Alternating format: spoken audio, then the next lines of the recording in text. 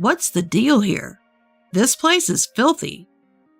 You're obviously using your illness as a way to slack off on housework. You know how much I like things clean.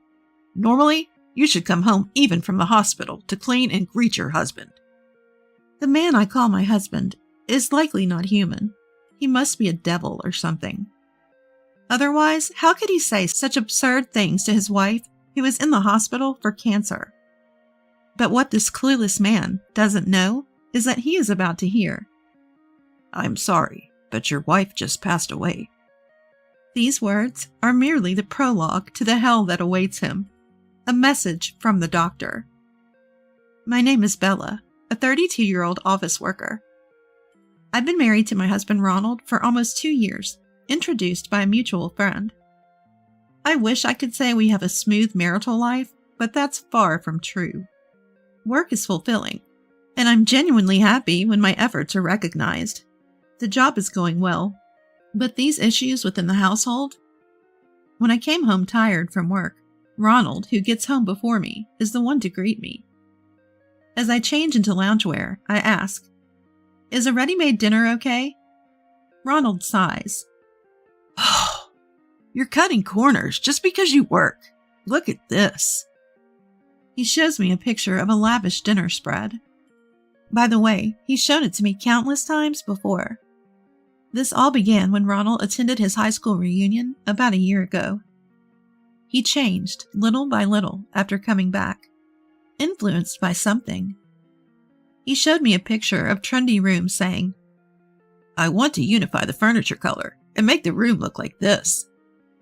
Apparently, he went to a friend's lavish high-rise apartment after the reunion and started envying his friend's lifeless, chic room. However, that friend is a young and successful businessman. We don't make enough to maintain a lifestyle on par with his. Next, he suggests moving to an apartment that would cost 3 times our current rent. So, how are we going to pay for that? Ronald replies to my incredulous face, "You're good at budgeting, Bella. We're both working, so we'll figure it out, right?" I finally lost it with my husband, who just chuckled dismissively. Listen, enough is enough. I don't know if you're aiming for a luxurious lifestyle or what, but have you ever heard of living within your means?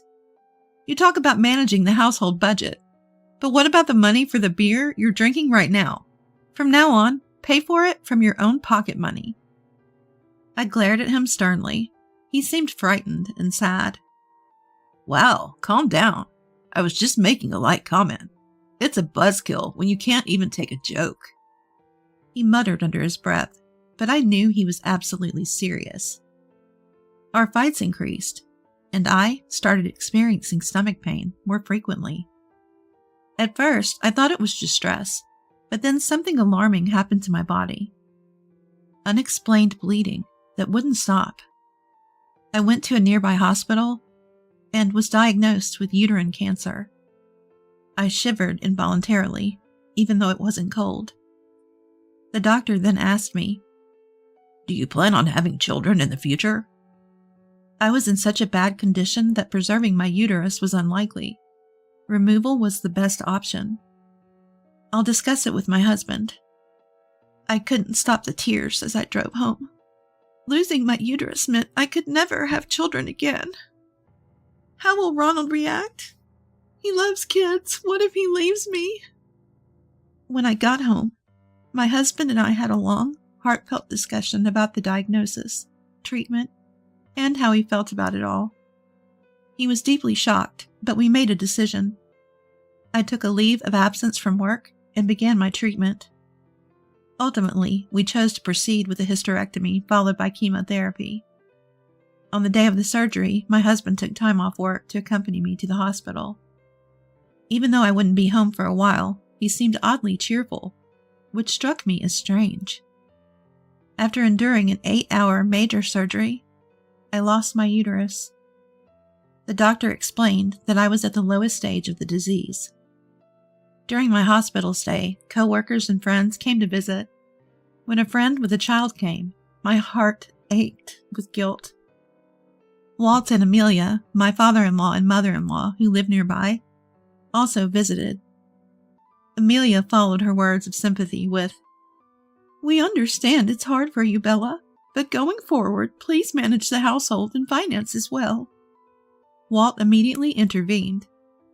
"Not now, Amelia. Bella, don't worry about it." I didn't understand their intentions at the time. As for my husband, Ronald, every time he came to visit, he was oddly upbeat. "You're going to be surprised when you get out, Bella. Just look forward to it." I had thought there might be a surprise waiting for me based on what my husband said. But honestly, I was just happy that he visited me in the hospital. After a while, I got a temporary discharge from the hospital. I was thrilled to return home after so long, but I realized I would have to be readmitted soon for chemotherapy. My husband picked me up and said, "Don't be shocked when you see the house, okay?" A feeling of unease washed over me. What? What is this? The moment I walked in, I was stunned. Our home had undergone a complete transformation. What used to be a light, airy space with white tones was now dark and chic, filled with black furniture. My favorite sofa, table, and even the rug were gone. In their place were pieces that catered entirely to my husband's taste. Even the appliances were new and black, as if coordinated to match everything else. When I froze in shock, my husband gleefully said, "Cool, right? I did this all by myself. Oh, we can exchange the wallpaper back when we leave, so that'll be an extra expense." I felt like collapsing. I suddenly remembered something and rushed to the bathroom. I rushed to our bedroom, only to find it completely altered too. Where is my dresser? Caught off guard, my husband stumbled for words. Sorry. I got carried away and, threw it away." I exploded in anger. Threw it away? Are you kidding me? I've told you how important that dresser is to me, Ronald. Bring it back right now. Every shout intensified the pain from my surgeries. Ronald paused before blurting out, "Well, what's thrown away is thrown away. Deal with it. So annoying." Then he stormed out. Alone, in this unfamiliar space, I sank to the floor. I couldn't hold back the tears. That dresser was a cherished gift from my mom when I first moved out for my job. My parents divorced when I was in elementary school, and I'd lived with my mom ever since. She passed away in a car accident not long after I got married. That dresser was irreplaceable to me, and I had told Ronald many times. Whether he understood or simply forgot, the fact remained that I had lost something dear to me. Between my hospital stays, life became a living nightmare. I had been looking forward to coming home, but my husband continued to be in a bad mood. He barely spoke to me, and when he did, he'd say, "You're home all day. At least do some housework. Look at this dust. Are you really okay with this? It's embarrassing for a woman." "I can't. I'm in a recovery phase and need to rest," I responded. "How about you do some things for yourself for once? You only clean what's visible, Ronald. You could at least clean the drain or the toilet sometimes." From the next day, my husband started to be passive-aggressive. He would deliberately avoid washing my clothes. And when he bought food, he'd eat it in front of me, flaunting it. Tired of his childish behavior, I relied on friends for groceries. On the day of my readmission, my husband didn't accompany me. I went to the hospital alone.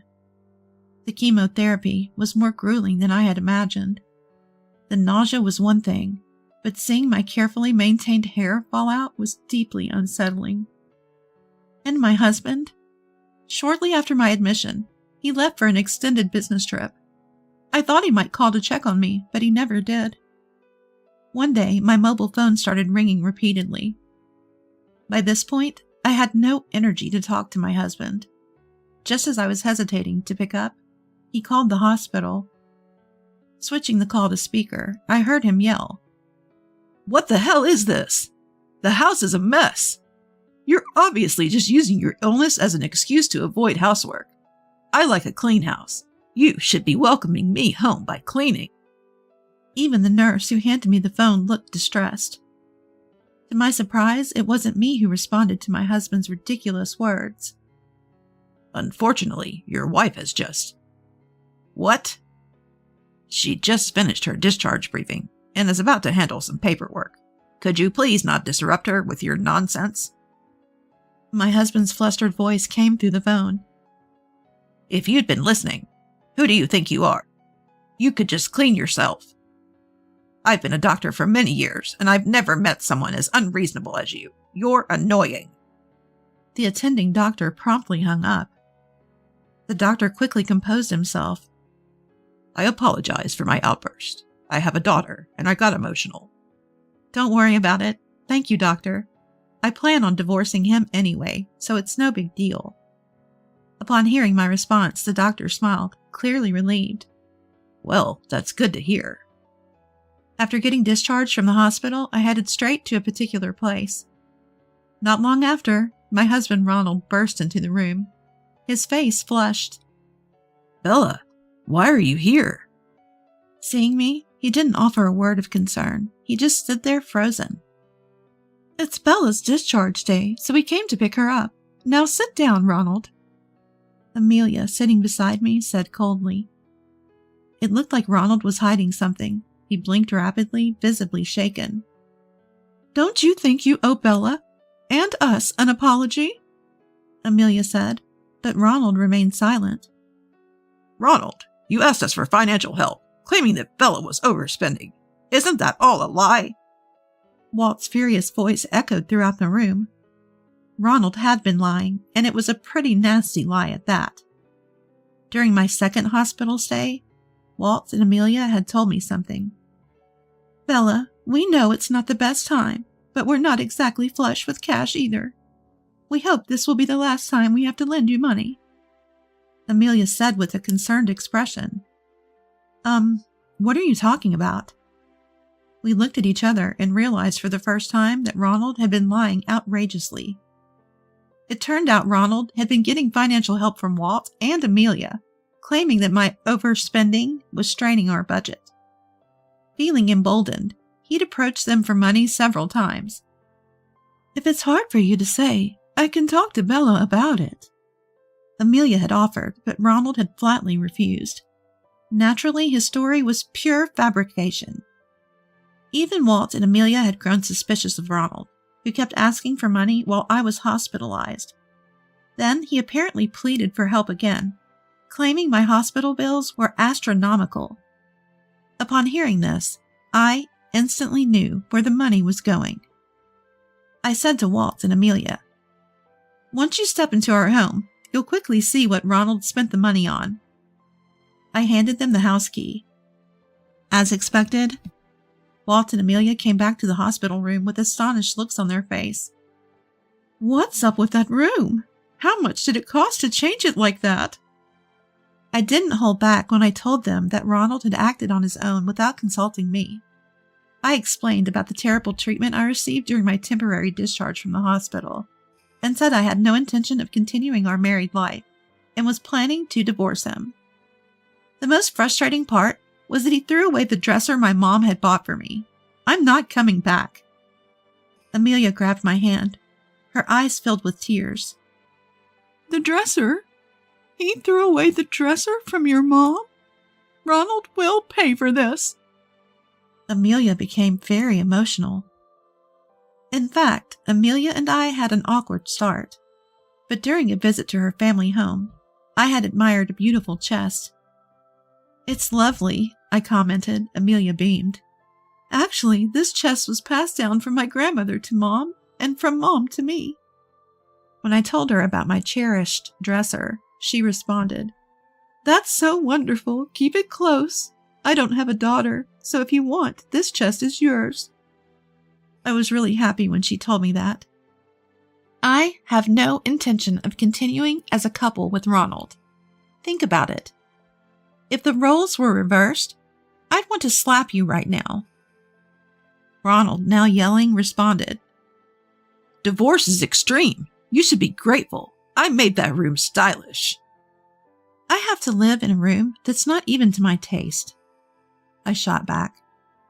It's way too dark. Do you realize how depressing that is? Also, didn't you plan to use our joint savings for it? But couldn't because it's in my name. So you had to borrow from your parents? It seemed that I was right. Ronald's face turned bright red and he was speechless.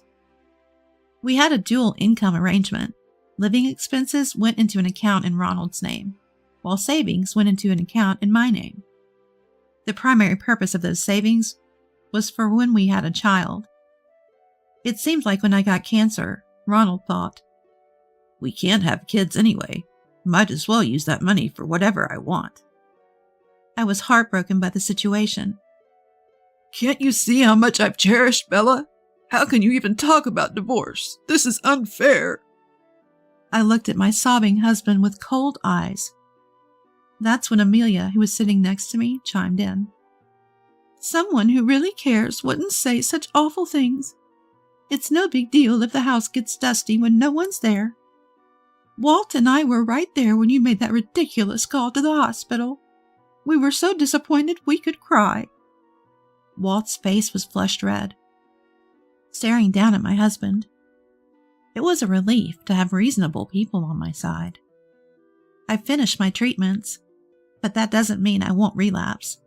Ronald, you don't even seem to care about my well-being, let alone my hair loss and frail body. All you care about is saving your own skin. That's why this isn't working. I've supported you, Ronald, but who's going to support me? My husband lowered his gaze and said nothing more. After that, we finalized our divorce. Thanks to Walt and Amelia's intervention, Ronald wasn't pleased, but the division of assets went largely in my favor. Reluctantly, Ronald repaid the money he had borrowed from Walt and Amelia. I was shocked to learn it was a whopping $10,000. Turns out Ronald couldn't afford to keep the apartment we'd been so particular about, and he had to move out. The floors were scratched from dragging furniture, and there were even holes in the walls. Even worse, it turned out he had replaced the wallpaper without permission.